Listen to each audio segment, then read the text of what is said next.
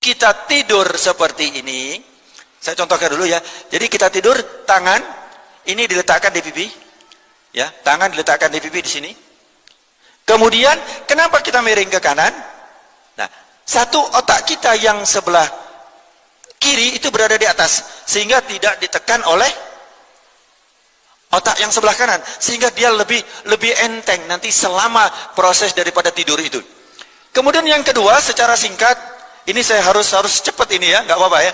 Jantung kita pada saat kita tidur seperti ini, maka jantung kita posisinya di mana? Di atas. Karena tadi kan jantung tadi kan sebelah kiri. Jantung kita kan sebelah kiri. Terus kemudian kalau kita miring ke sana, maka jantung kita di bawah, paru-paru kita di atas. Sehingga di saat memompa, di saat paru-paru memompa untuk ekspirasi dan inspirasi, itu menekan daripada jantung. Kenapa? Karena dia berada di sini. Bisa dipahami? Nah, jantung pun dia memompa yang 70 kali per menit, itu juga terhambat. Kenapa? Karena ada yang membebani. Saya ulangi lagi, jantung yang berada di bawah, kalau dia memompa, apabila di atasnya ada beban yang juga memompa, maka jantung lebih berat untuk mensuplai daripada kebutuhan kita yang ada di seluruh ini. Sebaliknya, kalau berada di atas, ini paru-paru 1, 2, 3, ini jadi bantalan buat jantung, sehingga jantung memompanya lebih rileks, lebih mudah. Kemudian paru-paru juga. Nah, di saat tidur itu pernafasan kita turun.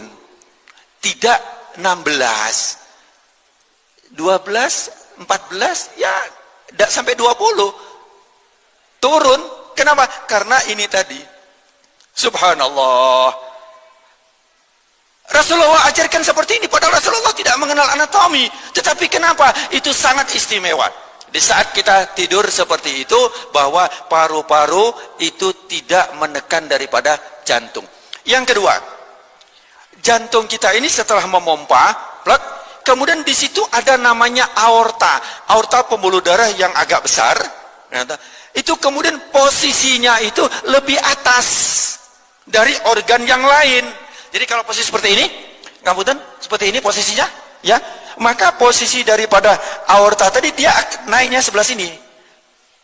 Aorta itu dia gini, jantung telak masuk, kemudian dia akan memompa seluruh tubuh. Nah, ini posisinya berada di atas.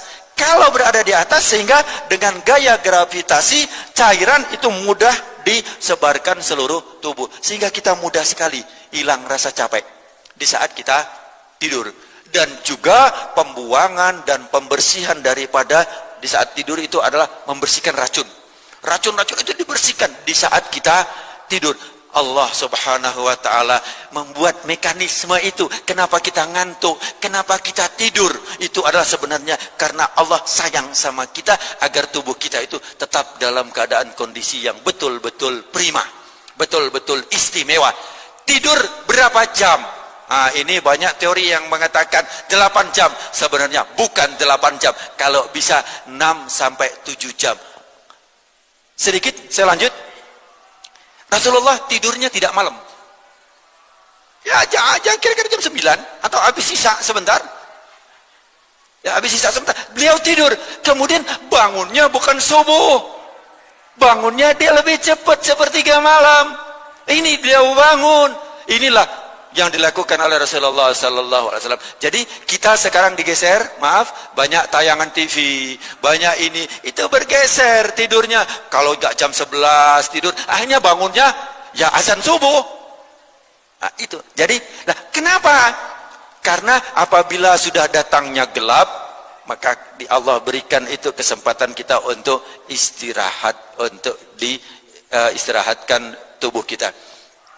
Saya kembali sedikit. Jadi di saat kita seperti ini tadi, nah ini sedikit aja, kurang 2 menit. Di saat kita tidur ini, kaki kita jangan lurus. Kaki kita jangan lurus. Kenapa? Kalau